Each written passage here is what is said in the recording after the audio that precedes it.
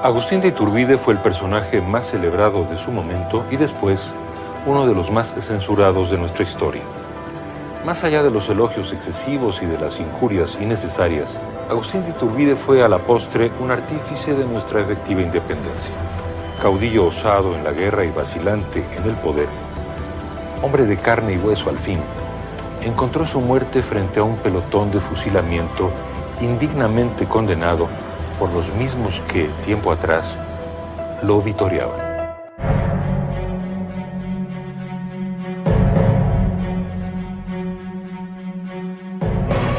Cuando caía la tarde del 19 de julio de 1824, el general Agustín de Iturbide se encaminaba a su destino final, el muro de fusilamiento afuera de la legislatura del poblado de Padilla, en Tamaulipas.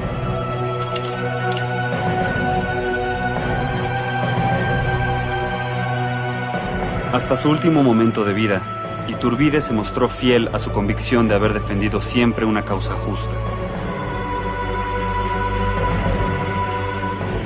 ¡Mexicanos! ¡Muero con honor, no como traidor! No quedará para mis hijos y su posteridad esa mancha. ¡No soy traidor! ¡No! Tan solo unas horas antes había escrito a su mujer y a sus hijos sus palabras de despedida. Ana, santa mujer de mi alma, la legislatura va a cometer en mi persona el crimen más injustificado. Acaban de notificarme la sentencia de muerte por el decreto de proscripción.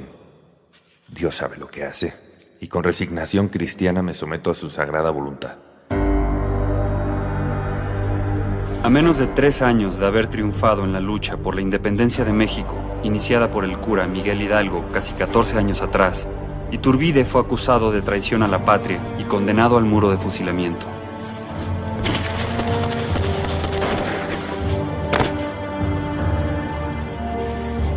En una sola descarga, lo alcanzaron 3 balas, una en el costado izquierdo y 2 en el rostro. Así se puso fin a la vida de quien había alcanzado la cúspide más alta de la política, el primer emperador del Imperio Mexicano. Con tan solo 40 años de edad, aún lleno de ideales, ambiciones y orgullo patriótico, Iturbide no imaginaba que muchos años después, la historia oficial de México estaría dispuesta a satanizar su nombre y condenarlo al olvido. A pesar de su trágico final, la mayor parte de su vida estuvo iluminada por la buena fortuna. Nació el 27 de septiembre de 1783 en la ciudad de Valladolid, hoy llamada Morelia en honor a José María Morelos, quien también naciera ahí 18 años antes. A diferencia de este, Iturbide nació en el seno de una familia acomodada. Iturbide fue bautizado con el nombre completo de Agustín Cosme Damián de Iturbide y Aramburu. A pesar de que más adelante no persiguió una carrera religiosa, en la infancia ingresó al seminario de San Pedro para hacer sus estudios de primaria y secundaria, y a los 15 años se dedicaba ya a la administración de una de las propiedades de su padre, la hacienda de Quirio.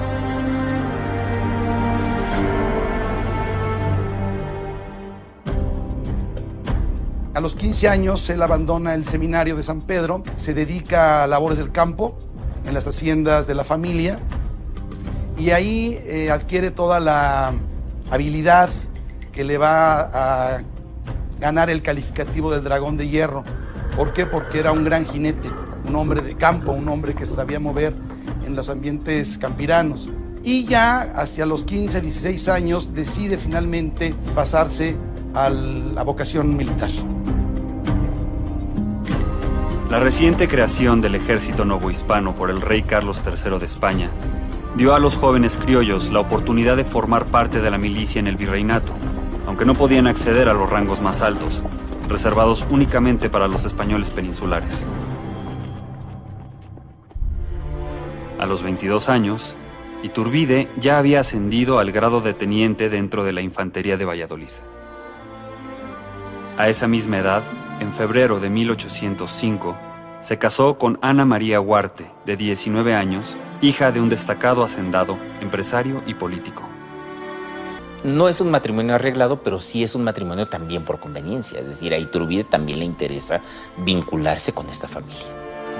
Se casa en 1805, pero en 1807 lo mandan al cantón de Jalapa, a donde mandaron a muchas milicias americanas a esperar un ataque posible de la Gran Bretaña, ¿no? Y ahí estaba Allende, ahí estaba Aldama, ahí estaba Michelena, ahí estaba Iturbide. Prácticamente todos los que participaron después en las milicias durante la Guerra de Independencia, la mayoría de ellos estuvo en Jalapa, ahí muchos se conocieron.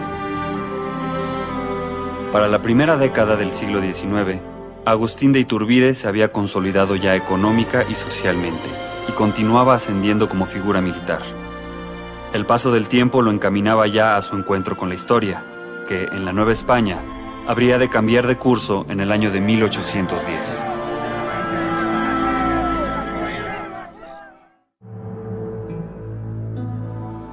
Tras su matrimonio con Ana Huarte en 1805, Iturbide adquirió la hacienda de San José de Apeo, relativamente cercana a la de un popular cura de Guanajuato llamado Miguel Hidalgo y Costilla. Tanto Hidalgo como Iturbide son parientes. Los dos descienden de Juan de Villaseñor, entonces se conocían.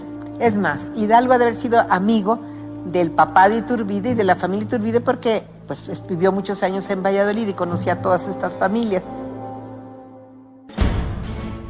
El grito de independencia de Hidalgo en 1810 provocó que multitudes de indígenas se lanzaran a matar a los españoles, así como a saquear y destruir sus propiedades. La hacienda de don José Joaquín de Iturbide, padre de Agustín, también fue saqueada, lo cual, entre otras razones, provocó la repugnancia de Iturbide hacia el movimiento de Hidalgo. Agustín Iturbide era beneficiario del orden colonial y por supuesto que estaba en contra de una insurrección como la que encabezó Miguel Hidalgo, que amenazaba con destruir los pilares fundamentales de la monarquía española en Nueva España. Muchos años más tarde, y pocos meses antes de su muerte, exiliado en Italia, Iturbide escribió un manifiesto que contenía sus memorias a partir de 1810. En este texto, expresaba su aversión hacia el movimiento de Hidalgo. La Nueva España se adentraba en un largo periodo de destrucción y derramamiento de sangre, periodo en el que la estrella de Iturbide comenzaría a brillar.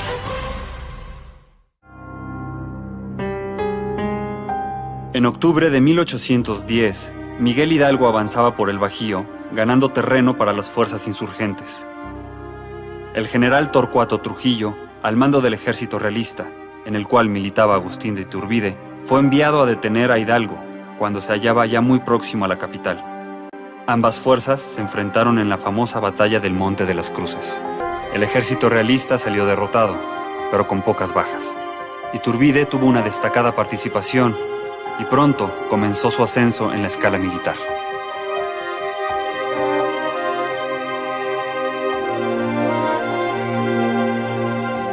Se nombró capitán a Iturbide y en los primeros 5 años de la Guerra de Independencia realizó una destacada campaña. Ganó todas sus batallas. El virrey Félix María Calleja le otorgó el mando de regimiento de Celaya y más tarde el poder militar supremo en Guanajuato, escenario principal de la rebelión. Uno de sus triunfos más importantes fue el que logró contra su coterráneo José María Morelos. Su brillo militar se debió en gran medida a que era duro y exigente, pero Iturbide se distinguió también por ser sumamente cruel y sanguinario. El camino lo inició Hidalgo, el camino de la independencia, pero también el camino de la crueldad. Ese hecho de la toma de la Loma de Granaditas es determinante para comprender cuál es el giro que tomó la insurgencia en México. Entonces, ¿qué hace Agustín de Iturbide? Ataca pueblos que no tienen en ese momento presencia de insurgentes, pero que Iturbide sabe que están dándole apoyo a los insurgentes. El caso de las mujeres de Pénjamo, por ejemplo, es muy significativo. Agustín de Iturbide apresó a un grupo de mujeres en Pénjamo, las trasladó a las cárceles, las trasladó con cadenas, pese a que no pudo probar que estas mujeres estuvieran actuando activamente en la insurgencia. Pero para las reglas de la guerra de aquella época, pues tratar así a las mujeres parecía no solo un exceso, sino que parecía también poco digno de un militar realista. Los que les probaban saqueos, violaciones de mujeres, saqueos de iglesias, a esos les hacían un proceso y sí los fusilaban. Hay un famoso caso de Tomasa Esteves que la manda a fusilar Iturbide por ser lo que llamaban en la época seductora de tropas. Estas mujeres iban a los campamentos realistas en favor de los insurgentes a convencerlos de que fueran desertores. Cuando las aprendían, muchas de ellas sí murieron fusiladas.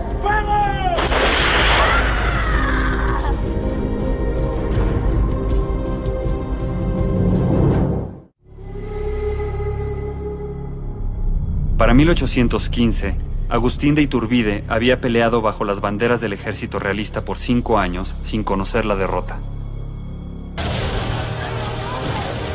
Cuando las fuerzas de Iturbide estaban por tomar el cerro de Cóporo, el general Llanos, un general español, dio la orden de retirada. Provocó así la única derrota de Iturbide en el campo de batalla. Esa misma noche, un abatido Iturbide expresaba a su amigo, el brigadier Vicente Filisola, su secreto anhelo de independencia. ¿Has pensado lo fácil que sería lograr la independencia si los criollos realistas peleáramos por la causa insurgente? Pocos meses después, el nombre de Iturbide se vio envuelto en un escándalo. Fue acusado de crueldad y corrupción, lo cual provocó su alejamiento del mando militar. Se le acusaba también de provocar saqueos e incendios y de llevar a cabo comercio ilícito. Hubo acusaciones formales de corrupción, de hacer tráfico de influencias y de materiales con los mineros de Zacatecas. Se le enjuició, se le depuso del mando, se le quitó el mando y él se sometió al juicio y fue absuelto. Y él ya prefirió no regresar al ejército. No hago ninguna práctica que no sea común a las leyes militares. Estoy haciendo la guerra como nos están haciendo la guerra. Ahora es interesante la absolución de Agustín de Iturbide porque no se le declara inocente, simplemente y por motivos de índole más político que otra cosa, se declara absuelto de estas acusaciones, pero no se le restituye el mando de tropas de inmediato.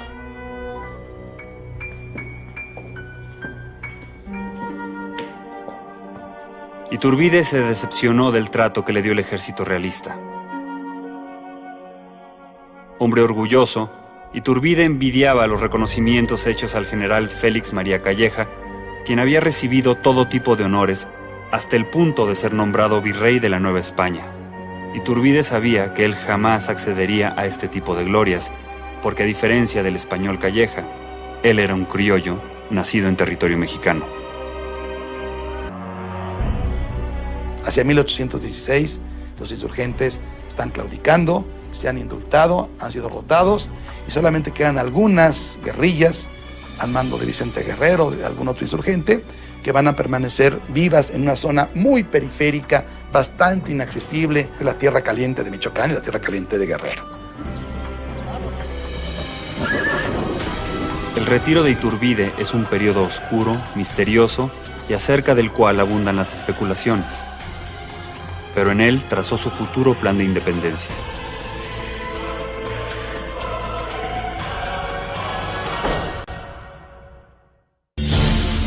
En 1820, la turbulenta situación de España daba un nuevo giro al ser restituida la Constitución de Cádiz de 1812.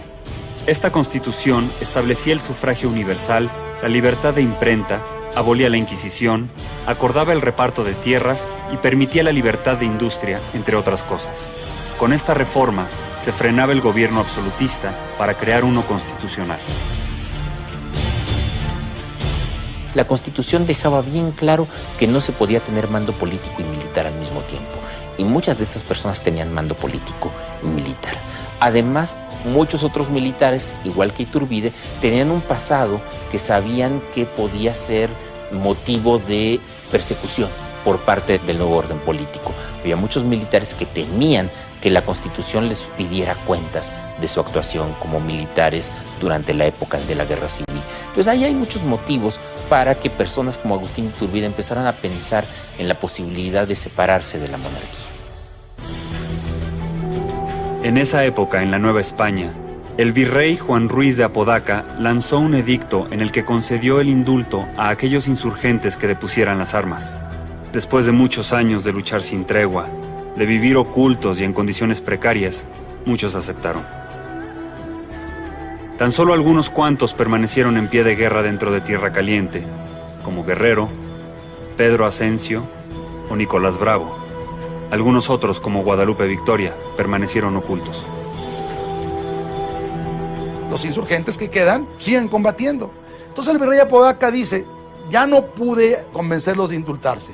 Bueno, pues entonces vamos a combatirlos, vamos a quitarnos ese grano que queda ahí para que finalmente ya vivamos un régimen constitucional. Entonces Apodaca llama a Iturbide y Iturbide acepta. Iturbide se va a combatir a Guerrero. En octubre de 1820, Iturbide volvió a los campos de batalla con la misión de enfrentarse a Vicente Guerrero. Pero Iturbide llevaba bajo el brazo un plan muy distinto que aquel que le proponía el virrey. Un plan con el cual, finalmente, se conseguiría la tan anhelada independencia de México.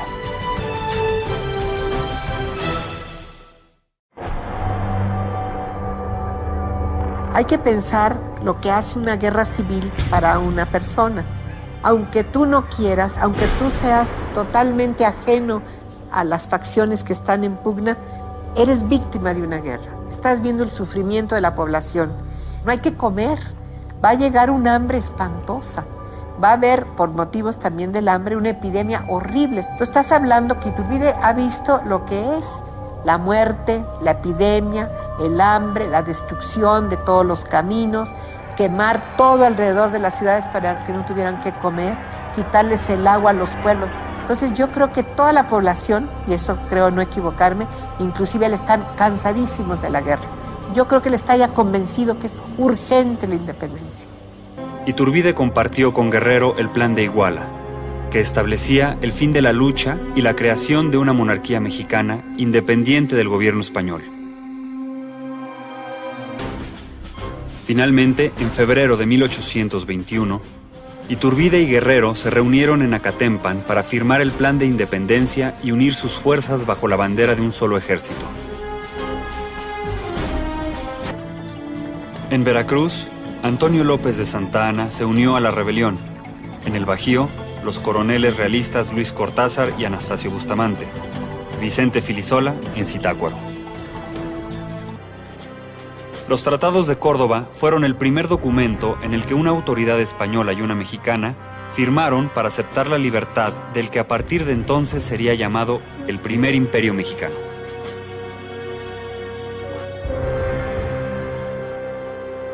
Siete meses después de proclamar su plan de Iguala, Agustín de Iturbide logró unificar al país y consumar pacíficamente la independencia de México, poniendo fin a 300 años de dominación española.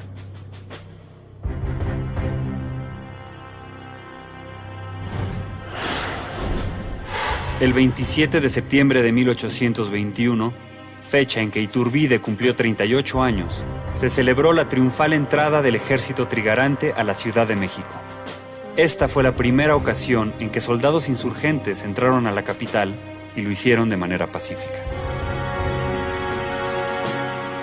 El 27 de septiembre, el día más feliz de nuestra historia, las tropas trigarantes, y para entonces las tropas trigarantes son criollos, realistas, Vicente Guerrero como comandante de la División del Sur, los antiguos insurgentes, todos entran por lo que hoy sería la Avenida Madero. Y ahí está el monumento, el arco, donde el alcalde Ormaechea le entrega las llaves de la ciudad de Iturbide. Iturbide no va vestido de militar, va vestido de civil, los demás van de militares. Y empieza esta procesión, este desfile por la calle de Madero, entran a lo que hoy es el Zócalo de la Ciudad de México, la Plaza Mayor, y en el Palacio Virreinal, en el balcón central, está O'Donoghue como autoridad. Iturbide sube a donde está el balcón central, ahí se dan un abrazo, y O'Donoghue e Iturbide, ahí proclaman el fin de la guerra, el comienzo de la vida independiente, y juntos bajan y van a la Catedral de México a un Te Deum para dar gracias por la independencia. Y en la tarde, Iturbide le manda un oficio a O'Donoghue. Así de sencillo. Señor don Juan O'Donoghue, jefe político superior en España, conforme a lo pactado en Córdoba, en el Tratado de Iguala, le informo que el día de hoy la Suprema Junta Provisional del Imperio asume la soberanía y el gobierno de este imperio, con lo cual cesa usted a su mando. Al día siguiente, el 22 de septiembre, todos van y firman el Acta de Independencia, que por desgracia también, tengo que decirlo, ningún mexicano lee ni se conoce. Y es un documento extraordinario. La nación mexicana, que por 300 años ni ha tenido voluntad propia, ni libre uso de la voz, sale hoy de la opresión en que ha vivido. Los heroicos esfuerzos de sus hijos han sido coronados, y está consumada la empresa, eternamente memorable, que un genio, superior a tu admiración y elogio, amor y gloria de una patria, principió en Iguala, prosiguió y llevó a cabo, arrollando obstáculos casi insuperables. Un sinfín de celebraciones se extendieron por todo el país en las semanas siguientes, conforme la noticia de la independencia se iba propagando. Sin embargo, después de años de guerra, había que levantar al país desde sus cimientos. Y mientras se daba tiempo la corona española de enviar un heredero al trono de México, quedó a cargo del Poder Ejecutivo un grupo de hombres denominado la Regencia, del cual Iturbide era jefe. Para el Poder Legislativo se convocó a un Congreso Constituyente que a partir de marzo de 1822 se encargaría de crear una Constitución. Tan solo 2 semanas después de haber entrado a la Ciudad de México, el representante legítimo del gobierno español, Juan O'Donoghue, murió de pleuresía. A pesar de que O'Donoghue había aceptado la independencia de México, la corona española rechazó la legitimidad del Plan de Iguala y los tratados de Córdoba. Al hacer esto, rechazaban también la petición de un heredero de los Borbones para el trono de México. Un sector del pueblo mexicano comenzó a manifestar su deseo de que fuese el mismo Iturbide quien accediera al trono. Debemos pensar en un monarca que una las circunstancias de ser del país, católico, prudente, entendido, valiente, amante de su patria y amado de los suyos. ¿Y quién más al caso que el héroe de nuestros días? Es incongruente que México sea una nación libre y sin libertad para elegir a su monarca. Sabemos que en las más poblaciones se ha proclamado a nuestro generalísimo por emperador. ¡Que se corone nuestro generalísimo! Habiendo expuesto mi vida por la libertad de mi patria, solo me resta cooperar por su cabal engrandecimiento, que juzgo consistirá en ver coronado a un hijo suyo. El propio Gómez Farías le ofrece una carta en que, en unión de un buen número de diputados, le ofrece la corona. El propio Fernández de Lizardi, el pensador mexicano, decía: si Iturbide no es emperador, maldita sea nuestra independencia. En un comunicado, Iturbide declaró que su interés no era convertirse en emperador, sino que consumada la independencia, solo aspiraba al retiro y a una vida tranquila. Confiaba en que el Congreso Constituyente designaría a un monarca adecuado para el trono vacío. El Congreso tardó mucho en tomar una resolución. El triunfo de la independencia había traído la calma al país, pero las aguas estaban a punto de agitarse de nuevo.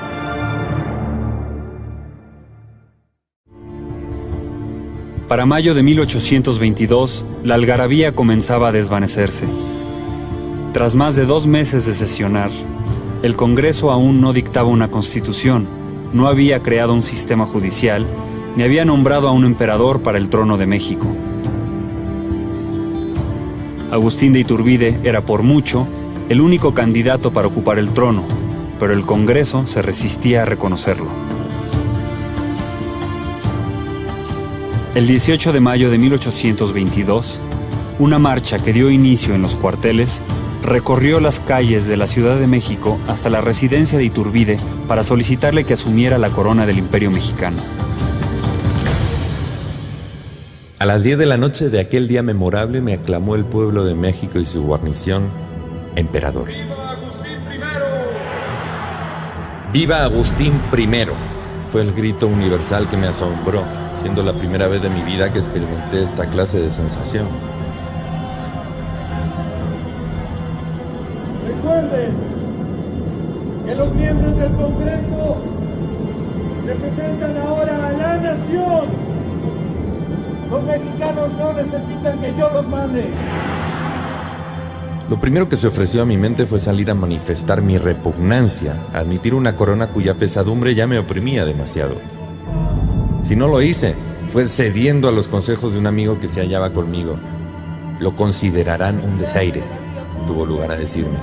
Y el pueblo es un monstruo cuando creyéndose despreciado se irrita. Haga usted este nuevo sacrificio al bien público. La patria peligra. Un momento de indecisión es el grito de muerte. Ante la presión de los más diversos estratos sociales, el Congreso se vio obligado a sesionar a la mañana siguiente para discutir este asunto y votar. Tan largo y penoso. Iturbide es institucional. Él dice, vamos a consultar al Congreso. Evidentemente, el Congreso en ese momento se encontraba bajo la presión de todo el pueblo que estaba invadiendo las tribunas. Fue una torpeza haber convocado al Congreso en ese momento. Él debió haber calmado a las gentes y haberse esperado. Sin embargo, se convoca al Congreso. Vaca Ortiz, diputado de Durango, señalaba que el día en que se hizo la votación para que Iturbide fuera coronado emperador, había una gran muchedumbre en las gradas del Congreso y que los diputados que estaban dudosos, no acerca de si votar a favor, de hecho casi todos estaban a favor de votar por Iturbide, pero algunos diputados, como Vaca Ortiz mismo, preferían que se hiciera una consulta a sus diputaciones. Quienes estaban a favor de esto eran amenazados por esta muchedumbre, que parece que llevaba cuchillos, llevaba navajas, y entonces amenazó a estos diputados que se vieron obligados de esta manera a votar a favor de la coronación de Iturbide. Hay una cosa fuera de toda duda. Cuando se acepta la designación de emperador, el Congreso reunido, por unanimidad de 106 votos, que eran todos los que estaban, aceptan confirmar la designación de Iturbide como emperador y hacer su dinastía hereditaria. Iturbide prestó juramento ante el Congreso que lo nombró Agustín I, emperador constitucional de México. Su coronación se celebró 2 meses más tarde, el 21 de julio de 1822. El presidente del Congreso coronó a Iturbide, y después, el mismo Iturbide coronó a su esposa Ana Huarte. La ceremonia duró 5 horas y algunos historiadores, como Carlos María de Bustamante y Lucas Alamán, calificaron el hecho como una representación teatral que no contribuyó a apuntalar la dignidad y autoridad del nuevo monarca, sino lo contrario, la menoscabó. El imperio de Iturbide era una solución viable y plausible para que México transitara de la colonia a la independencia. El propio Iturbide era un militar. Iturbide era un hombre que se hizo en las campañas y de pronto parecía disfrazado, lo mismo que toda la corte. Servando Teresa de Mier decía, bueno, es que estos parecen huehuenches, es decir, estos viejitos disfrazados de ciertos bailes. Agustín de Iturbide todavía pretende darle a esta toma de posesión una teatralidad que ya estaba fuera de época. Todas esas falsedades del exceso de adornos y de gastos para la coronación es falsísimo. Estaban pobrísimos. ¿Saben qué hacen? Piden prestado todo. Yo he visto las cartas donde están pidiendo prestado hasta los candelabros que van a poner a la colegiata de Guadalupe. Piden prestado en el Monte de Piedad las joyas que le ponen a la corona y luego se las quitan y al día siguiente la coronación las regresan. Después de su nombramiento, Iturbide manifestó que no había ambicionado asumir el trono. Así lo expresó en una carta que escribió a Simón Bolívar, libertador de las Américas y presidente de la Gran Colombia.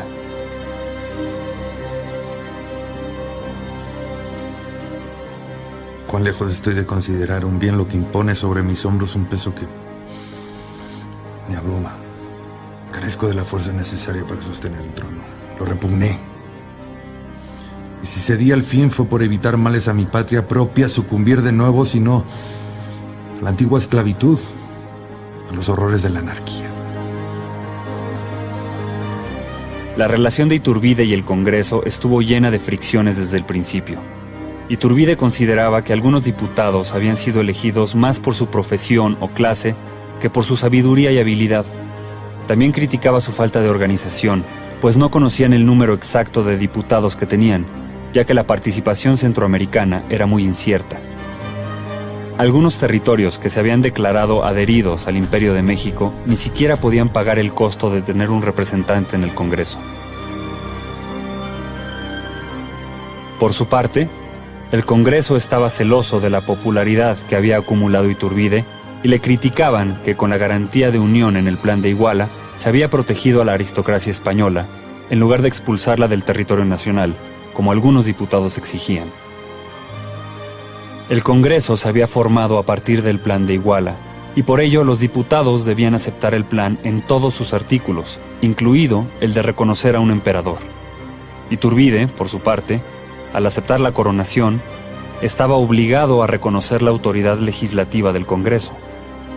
Esta mutua dependencia se tornaría en una rivalidad destructiva que en los meses sucesivos acabaría con el encanto que había dejado la independencia.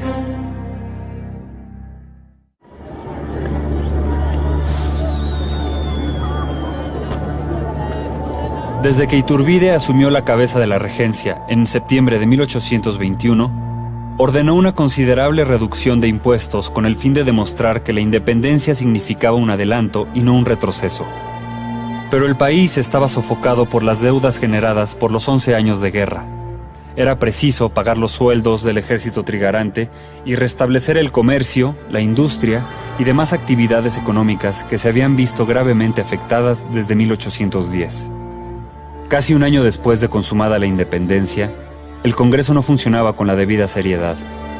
A sus sesiones difícilmente asistía más de la mitad de los diputados, lo cual hacía imposible la aprobación de leyes nuevas o la discusión de iniciativas.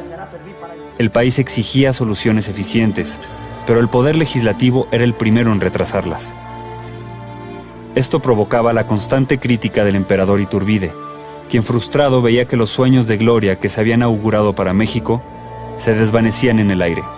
Los choques entre emperador y Congreso estaban en su punto más álgido. Y los problemas fundamentales son fiscales.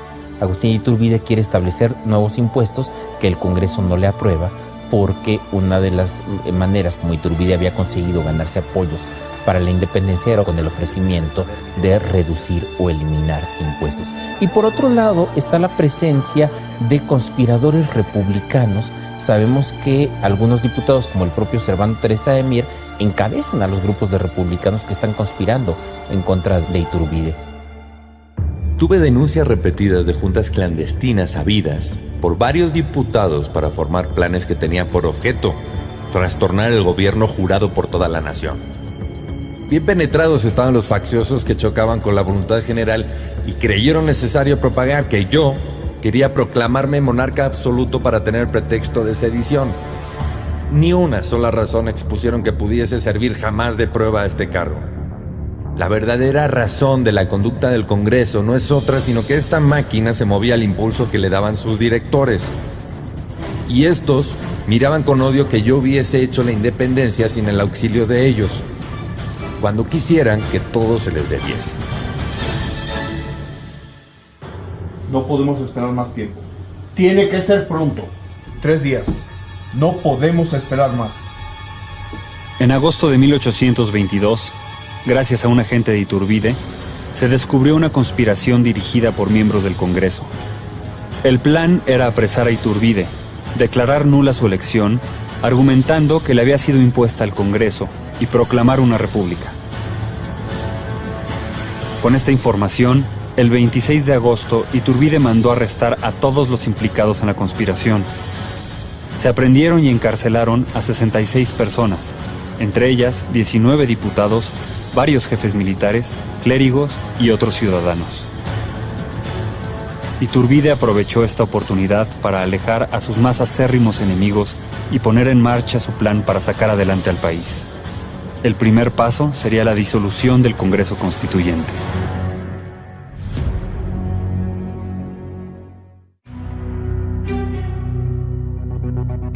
Iturbide disuelve el Congreso por una elemental razón. Era un Congreso Constituyente. Los Congresos Constituyentes tienen una misión principal: reunirse para discutir una constitución.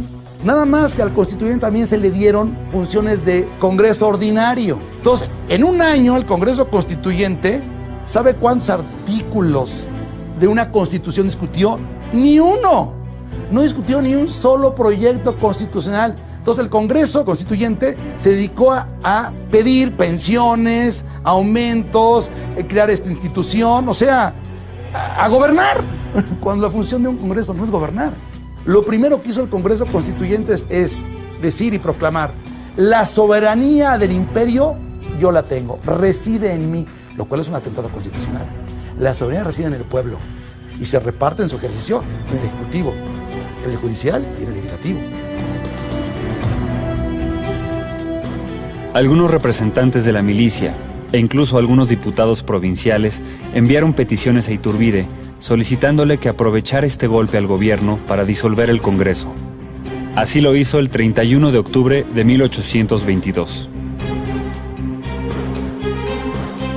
El general Soto Riva, ministro de Guerra, interrumpió la sesión del Congreso ese día, amenazando que si el Congreso no se disolvía por sí solo en 10 minutos, él y sus hombres lo harían por la fuerza. Agustín Iturbide argumenta que ya era imposible gobernar con ese Congreso y que además se trataba de un Congreso que no estaba haciendo lo que debía hacer, que era una constitución. En esto tenía razón. Hay que decir que el Congreso, la verdad es que se estaba metiendo en cualquier asunto, menos en hacer una constitución. Iturbide disolvió el Congreso y lo reemplazó por una junta de 45 diputados, todos ellos elegidos por sus respectivas provincias. Esta junta instituyente tendría la función de delinear los artículos de una constitución y un sistema judicial que serían adoptados por un nuevo Congreso. Iturbide también comisionó a la Junta trazar un plan para rescatar la economía de México. En diciembre se completó este plan y Lorenzo de Zavala, el miembro más prominente de la Junta, lo presentó. El nuevo plan financiero, cuidadosamente preparado, tenía varias etapas y a largo plazo esperaba dar al país una sólida y fructífera economía. Sin embargo, hacía suponer que Iturbide planeaba perpetuar la Junta Instituyente y no crear un nuevo Congreso, como había dicho que haría. Al respaldar el plan económico de Zavala, Iturbide traicionó uno de los principios que él mismo había propuesto tras conseguir la independencia. Aprobó una fuerte alza a los impuestos, llegando hasta un 40% en el caso del impuesto sobre el valor de la propiedad. Estas medidas crearon descontento y preocupación en la población. Este plan económico se desechó por completo unos cuantos meses más tarde, cuando el imperio de Agustín de Iturbide llegó a su fin. En su afán por obtener fondos, Iturbide se vio obligado a rogar, a pedir prestado y hasta a robar. Tomó una medida que selló la separación entre la clase propietaria y el emperador. En medio de la turbulencia en el Imperio Mexicano, surgieron dos importantes logias masónicas, la escocesa y la yorquina. El rito escocés agrupaba a muchos españoles y la mayoría de ellos eran borbonistas, es decir, no se resignaban a que el trono mexicano se perdiera para los Borbón, familia real española. Los yorquinos, en cambio, se inclinaban más por un gobierno de tipo republicano. A pesar de sus diferencias, estas logias compartían un sentimiento contrario a Iturbide. En ellas participaban militares de alto rango, hombres cercanos al emperador, como Pedro Celestino Negrete, Antonio Echavarri, Nicolás Bravo, Guadalupe Victoria y Vicente Guerrero. Los Estados Unidos, encantados de que a río revuelto, ganancia de pescadores, los señores, a la hora que provocaron y dieron pábulo a la guerra civil, significaron para México primero la pérdida de Centroamérica y posteriormente de la mitad del territorio. O sea, para sus apetitos expansionistas, un imperio como el de Iturbide era un estorbo. Entonces, a través de Poinsett, comienzan a azuzar las pasiones entre los mexicanos y las envidias, que claro, era fácil hacerlo. Iturbide evidentemente lo preveía desde antes cuando hizo su plan de Iguala, y por esa misma razón debió haber rechazado la corona y haberla diferido o pospuesto. Y luego las logias masónicas, definitivamente decididas a tirar a Iturbide. Esas fueron las dos razones por las que cayó el imperio de Iturbide. Y una tercera muy importante, la falta de dinero. El país estaba en ruinas. Hacia finales de 1822, autorizado por la Junta Instituyente, Iturbide ordenó el embargo de 1.300.000 pesos, dinero de comerciantes españoles que habían abandonado el país y cuyos capitales se habían retenido mientras esperaban a embarcarse desde Veracruz. Según el historiador Lucas Alamán, el embargo de este dinero fue un golpe mortal al prestigio de Iturbide. Sus enemigos citarían esta acción como prueba de su duplicidad, insistiendo en que la apropiación de este dinero era una violación a la tercera garantía del Plan de Iguala. En diciembre de 1822, el jefe militar y político de Veracruz, Antonio López de Santa Anna, y el general Guadalupe Victoria encabezaron un alzamiento en contra de Iturbide. Es verdad que Victoria y Santa Anna tampoco tuvieron capacidad para salir de Veracruz, para salir del puerto, pero lo que sí consiguen hacer es que los pocos recursos que tiene el imperio sean invertidos en ir a sofocarlos. Y si ellos no pueden ganar afuera del puerto de Veracruz, tampoco las tropas imperiales pueden entrar al puerto de Veracruz, que es una verdadera fortaleza.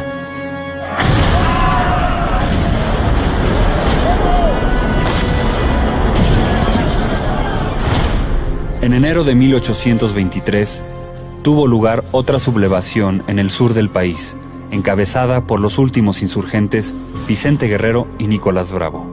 Ambas rebeliones desconocían al imperio de Iturbide, argumentando que el Congreso había sido forzado a coronarlo. Exigían también la restitución del Congreso Constituyente. Iturbide envió tropas a apagar estos levantamientos de la manera menos violenta posible. Echavarri fue enviado a sitiar Veracruz. El general Armijo se dirigió al sur. En un fuego cruzado en Almolonga, Vicente Guerrero resultó herido y se le dio por muerto, pero se escondió en un pozo y tardó meses en recuperarse y aparecer de nuevo. En Veracruz, batieron terriblemente a Santa Anna. Este fue el momento de terminar la sublevación y castigar. El general Echavarri y el brigadier Cortázar mandaban fuertes divisiones. Pudieron tomar la plaza de Veracruz sin resistencia e interponiéndose entre esta y Santa Anna, aprehenderlo con los restos de caballería que pudo juntar o reunir después de su derrota. Pero nada hicieron. Hay un determinado momento en el que Echavarri, en enero de 1823, sabe que Iturbide lo va a destituir, y entonces Echavarri decide proclamar un plan que es el Acta de Casamata. Echavarri sitió a Santa Anna por más de un mes. Durante este sitio, Echavarri emitió el llamado Plan de Casamata, el cual pedía la instauración de un congreso, pero no la restitución del antiguo. También exigía que de ninguna manera se atentara contra el emperador. Santa Anna lo vio como la única posibilidad de escapar y conseguir una tregua, por lo que de inmediato se adhirió al plan de Echavarri, contradiciendo sus propios ideales. El 10º artículo de los 11 que incluía el plan de Casamata proclamaba que la Diputación de Veracruz podía tomar el control administrativo de la provincia. De esta manera, Veracruz pudo abolir los préstamos forzados e impuestos especiales que había establecido el plan económico de Lorenzo de Zavala. Las demás provincias vieron en ese artículo la oportunidad de adquirir poderes de gobierno dentro de su propia provincia. Y entonces Oaxaca, Puebla, Veracruz y las demás provincias se unieron al plan de Casamata no tanto con la intención de derrocar a Iturbide, sino con la intención más importante de conseguir autogobierno en cada una de las provincias. Finalmente, estas diputaciones provinciales, a la vuelta de los meses, se convertirían en los congresos estatales.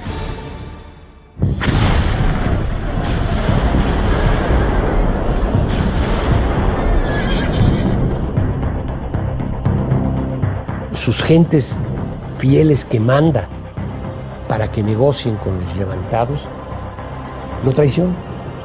Echevarri, que era el que pretendía a su hija, finalmente se suponía que al casarse con ella se casaba un español con una mexicana, lo consideraba casi como un hijo, se voltea, manda a Negrete, se voltea, y ciertamente yo creo que entró en una decepción y malos consejeros que le dijeron, no, espérate, restablece el Congreso, con eso se van a calmar las cosas, y bueno, así lo hizo.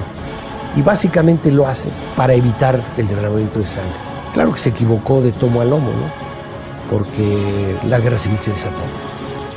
El 4 de marzo de 1823, Iturbide restableció el antiguo Congreso porque la creación de uno nuevo llevaría mucho tiempo. Es claro que ya vislumbraba la alternativa de abdicar al trono, pues cómo trabajar con un Congreso constituido por sus enemigos declarados.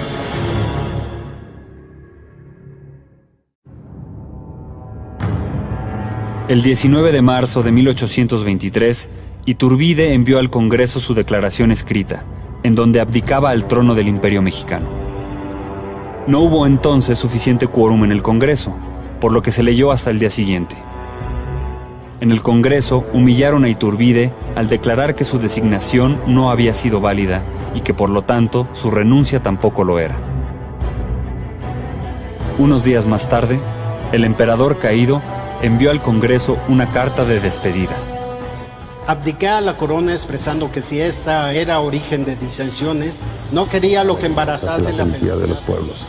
Me expatriaré, saliendo de esta América y fijando mi residencia y la de mi familia en un país extraño, donde distante de México no se presumiese jamás mi influencia en la marcha que sigue a esta gran sociedad. Amo la patria donde he nacido. Y creo que dejaré a mis hijos un nombre más sólidamente glorioso, sacrificándome por ella, que mandando a los pueblos desde la altura peligrosa del trono. Tacubaya, 22 de marzo de 1823.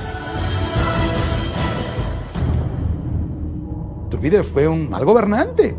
Ha habido mucha gente que ha hecho mucho por México, pero no necesariamente es bien gobernarlo. Pero fundamentalmente se derrumba el imperio porque Iturbide él mismo abdica. ¿Y abdica por qué razón? Porque no quiere la guerra civil. Eso le queda muy claro.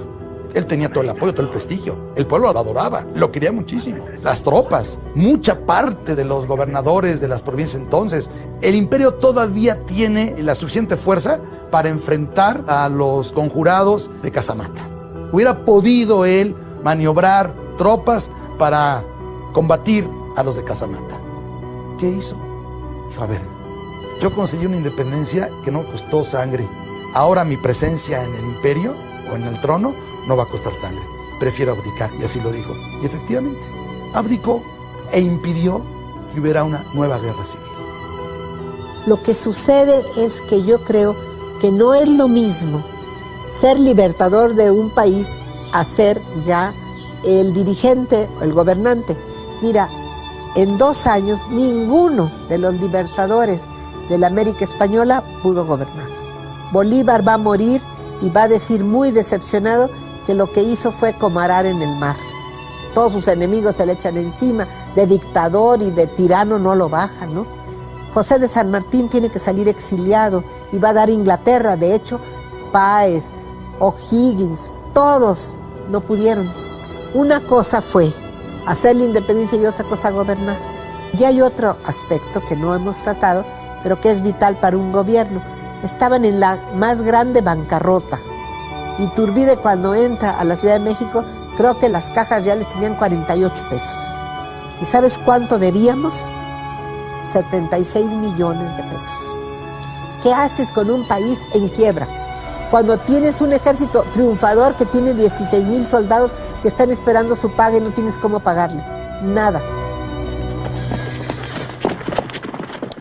Escoltados por Nicolás Bravo y más de 500 hombres, Iturbide y su familia salieron rumbo a Veracruz, viajando por rutas alternas, evitando atravesar comunidades porque poblaciones enteras salían a verlo pasar. Vitoreaban efusivamente y lloraban su partida. El 11 de mayo de 1823, Iturbide se despidió de sus padres y hermanos, a quienes jamás volvería a ver, y acompañado de su mujer y sus 6 hijos, zarpó de Veracruz rumbo a la ciudad de Liorna, en Italia. Pues como era un revolucionario y así lo tomaba en Europa, no puede a ningún país donde gobiernen los Borbones, no puede entrar a España, no puede ir a Francia, tiene que ir a una ciudad independiente como es Liorna, porque no puede ir a una ciudad donde estén los Borbones como Nápoles. Ante el descontento público por el destierro de Iturbide, el nuevo gobierno se encargó de acabar con su buena imagen inmediatamente después de su partida de México. Historiadores como Carlos María de Bustamante lo tacharon de corrupto, tirano, conspirador y borbonista, entre otros calificativos. Se publicaron cientos de panfletos que desacreditaban los logros de Iturbide. La prensa, que 2 años atrás lo había alabado, ahora lo llamaba injusto traidor, caníbal, el nuevo Calígula y el tirano, entre otros nombres. El Plan de Iguala y los tratados de Córdoba se anularon, y para no dejar vacío el pedestal de héroe nacional, se enaltecieron los logros de Guadalupe Victoria, Nicolás Bravo y Vicente Guerrero. Este último, quien unió sus fuerzas a las de Iturbide para crear el ejército trigarante, incluso emitió un manifiesto diciendo que repugnaba el Plan de Iguala, aunque en su momento lo vio como el único modo de emancipación. Ejército, historiadores, gobierno, prensa y demás sectores se concertaron para denostar a Iturbide. El Congreso fijó en 1823 la celebración oficial de la independencia el 16 de septiembre, fecha del alzamiento de Miguel Hidalgo, cayendo poco a poco en el olvido el 27 de septiembre de 1821. Desde el exilio, Iturbide se enteraba solo de algunas de estas acciones hechas en su contra. La vida de Iturbide en el exilio fue fatal, fue muy mal. Primero llegó a las costas de Toscana, ahí estuvo en cuarentena porque al parecer había ahí una amenaza de alguna enfermedad. En ese momento Italia no existe todavía como un país unificado, es el Gran Ducado de Toscana, y ahí se le dio una villa como residencia que pertenecía a Paulina Bonaparte. Ahí vivió esperando que le mandaran la pensión. Iturbide no se enriqueció, no llevaba dinero, nunca medró del gobierno como otros lo han hecho. Aprovecha su estancia en Liorna para escribir sus memorias.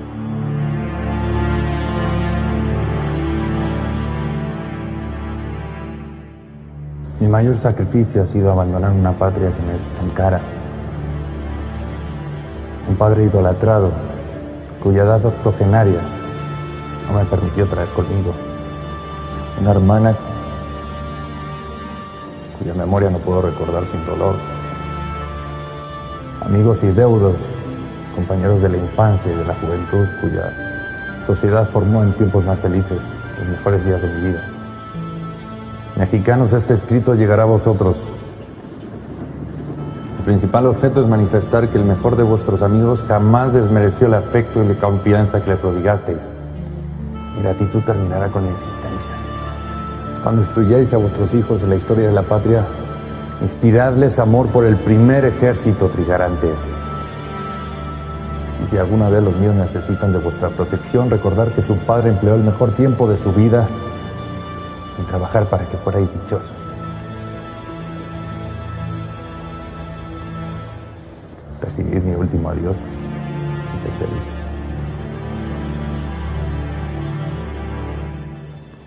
Casa de campo en las inmediaciones de Liorna, a 27 de septiembre de 1823. Agustín Iturbide.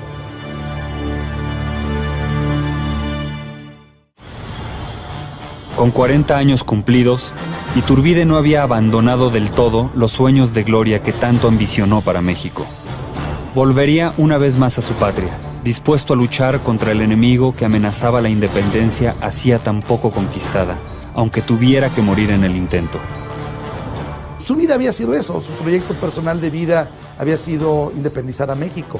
Y toda amenaza al imperio mexicano pues era una amenaza a un proyecto personal. Iturbide, que se exilia en Liorna, tiene que salir de ahí porque el duque de Florencia le llama y le dice: las presiones de España están muy fuertes, yo no puedo garantizar su seguridad aquí, así es que le voy a pedir que por favor me evite este problema.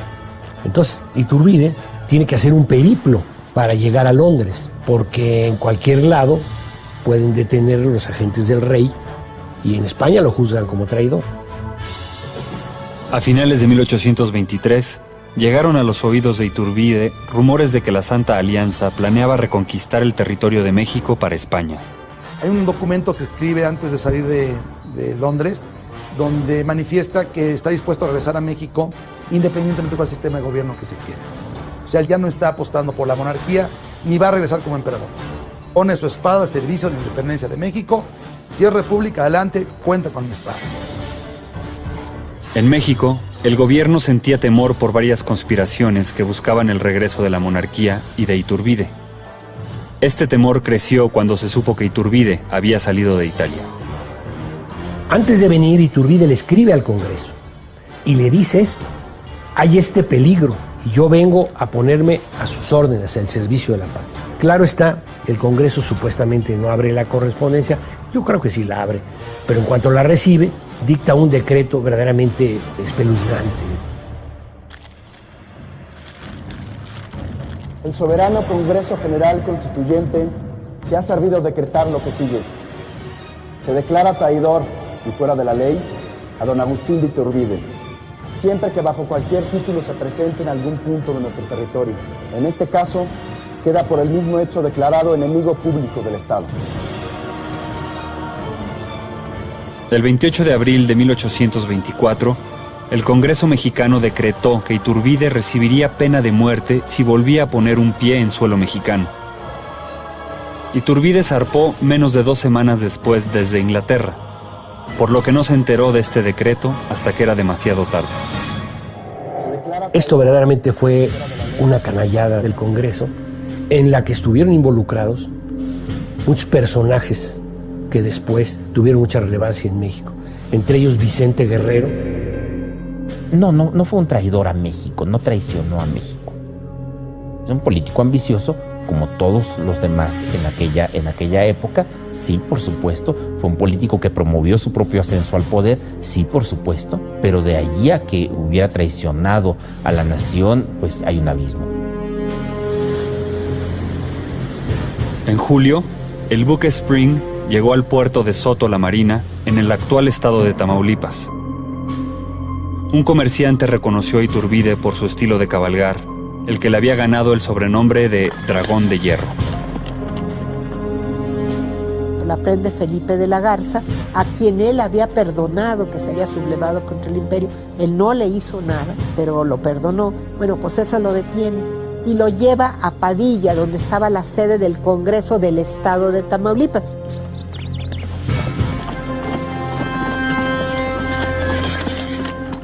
En cuestión de horas, Iturbide es tomado prisionero, llevado a Padilla. Hoy Padilla no existe, está bajo las aguas de la presa Vicente Guerrero, que el señor Echeverría fundó para acabar con cualquier vestigio del nombre de Iturbide en Padilla. Y ahí en Padilla estaba reunido el Congreso y el gobernador. Iturbide conoce en ese momento el decreto de proscripción. Dice: esto es una injusticia. No tuvo un juicio ni un abogado, y ningún juez ni jurado escuchó su declaración. El 19 de julio de 1824, actuando como poder judicial y militar, el Congreso local lo sentenció a morir fusilado. Iturbide aprovechó sus últimas horas de vida para escribir a su mujer, Ana Huarte, quien, embarazada de su 10º hijo, esperaba aún en el puerto, a bordo del barco que los llevó a México.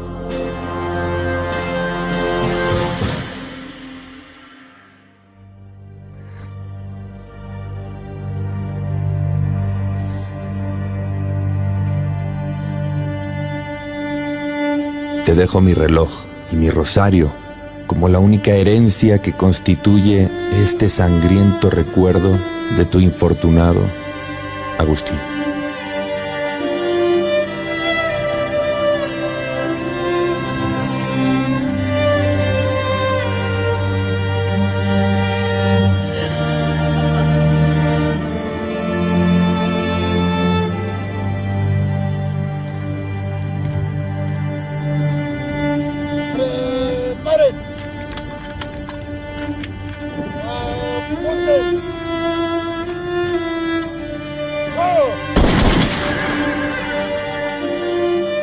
La vida de Agustín de Iturbide se extinguió con una sola descarga del pelotón de fusilamiento. Pasarían varios años para que se apagara el brillo de su nombre y de sus logros, hasta que finalmente la historia oficial lo sumió en la oscuridad. Iturbide cometió sin duda muchos errores durante su reinado y sus acciones, como las de cualquier gobierno, no fueron todas justas.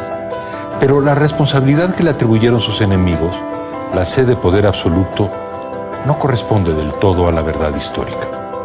Iturbide, antes que como un emperador absoluto, se comportó como un dubitativo monarca republicano, renuente a ejercer el poder y dispuesto a compartirlo con un Congreso hostil hasta que la situación se volvió insostenible.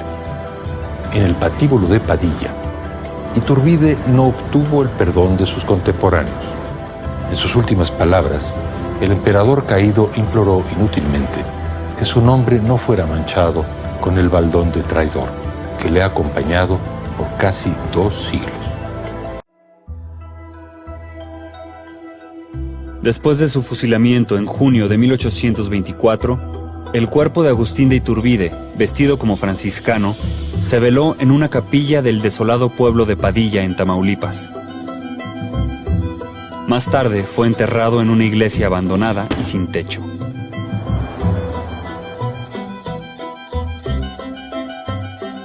En la humillación y el olvido, descansaron los restos de Iturbide durante 14 años, hasta que en 1838 se trasladaron a la Catedral de la Ciudad de México.